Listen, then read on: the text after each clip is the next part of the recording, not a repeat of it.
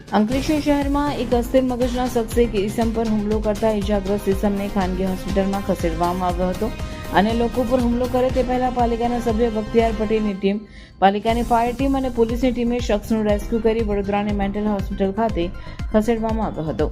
અંકલેશ્વર નગરમાં એક અસ્થિર મગજનો શખ્સ હાથમાં લાકડી અને ચપ્પુ લઈને ફરડ્યો હતો અને અન્ય લોકો પર હુમલાનો પ્રયાસ કરી રહ્યો હતો. આ અસ્થિર મગજના શખ્સે એક ઈસમ પર હુમલો કરતા તેને ઈજાઓ પહોંચી હતી.